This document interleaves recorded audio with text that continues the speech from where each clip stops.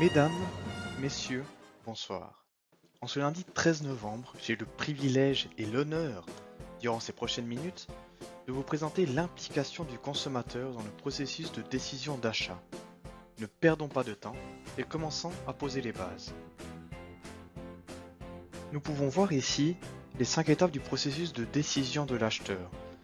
Nous allons tout simplement suivre ce chemin, regarder une à une ces étapes. Première étape, la reconnaissance du problème.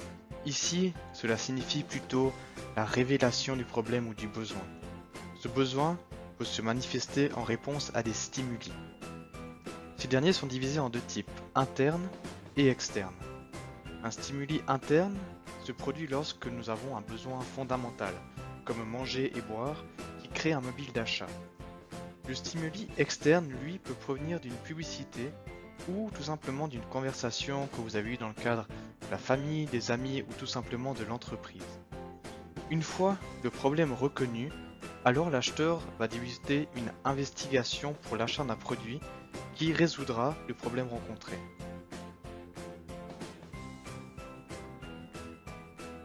Cette investigation va débuter par une recherche d'informations. Le consommateur qui est intéressé par un produit peut chercher ou non des informations supplémentaires. Si son besoin est intense et que le produit est disponible facilement, il est très probable qu'il l'achètera immédiatement. Dans le cas contraire, le consommateur se lance dans une recherche active d'informations. Ce dernier a à sa disposition plusieurs sources d'informations.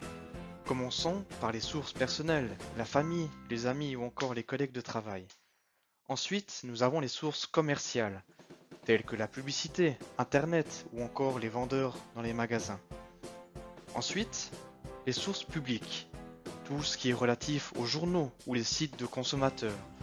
Nous pouvons citer ici le bon à savoir que vous connaissez tous. Pour terminer, les sources liées à l'expérience, donc toutes les personnes qui ont pu tester, manipuler le produit. Au fur et à mesure que le consommateur collecte de l'information via ces sources, sa connaissance sur le produit augmente. Cela lui permet également de réduire petit à petit son éventail de choix. Une fois fait, le consommateur va évaluer les alternatives pour ensuite prendre une décision. En effet, lorsque le choix est réduit à 2 ou 3 produits, le consommateur va évaluer les différentes alternatives. Cela va dépendre principalement des caractéristiques de chacun. Certains vont procéder à l'achat impulsivement, basé sur leur intuition. D'autres, au contraire, auront besoin d'un temps de réflexion avant d'acheter quoi que ce soit. Certains encore feront appel au jugement d'autres consommateurs. Et d'autres vont baser leur choix selon certains attributs du produit. À l'issue de cette phase d'évaluation, le consommateur disposera d'un classement de préférence. Normalement, sa décision d'achat devrait correspondre au produit qu'il préfère, mais deux facteurs peuvent encore intervenir avant la décision d'achat.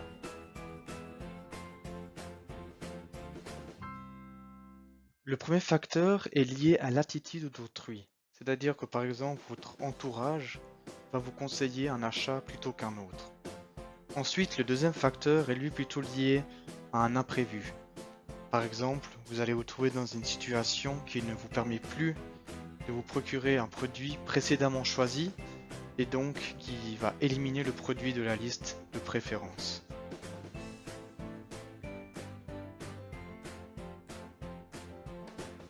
Suite à l'achat d'un produit, nous pourrons analyser chez le consommateur ce qu'on va appeler un comportement post-achat. Premier cas, le produit n'atteint pas les attentes et l'acheteur est déçu. Par exemple, vous vous êtes procuré le dernier iPhone, l'iPhone 10, et vous vous rendez compte qu'il est plus ou moins en tout point similaire à l'iPhone précédent. Vous êtes évidemment déçu. Deuxième point, le produit atteint les attentes et l'acheteur est satisfait. Vous êtes procuré une voiture avec laquelle vous n'avez rencontré aucun problème, vous êtes satisfait. Dernier cas, le produit va dépasser les attentes et l'acheteur sera ravi. Par exemple, vous êtes procuré la dernière édition du livre Principes de marketing et vous êtes impressionné par la clarté et la qualité de l'enseignement donné dans ce livre. Vous êtes ravis. Ainsi, les vendeurs n'hésiteront pas quelquefois à sous-argumenter leurs produits pour que l'acheteur soit, après l'achat, ravi du produit acheté ou consommé. Revenons maintenant rapidement sur ces 5 étapes du processus de décision d'achat. Tout d'abord, il doit y avoir une reconnaissance du problème via des stimuli internes ou externes.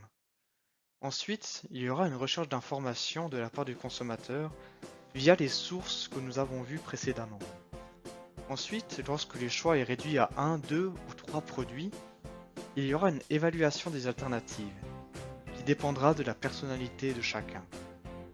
Ensuite, la décision d'achat peut être encore influencée par votre entourage ou par quelques facteurs situationnels imprévus.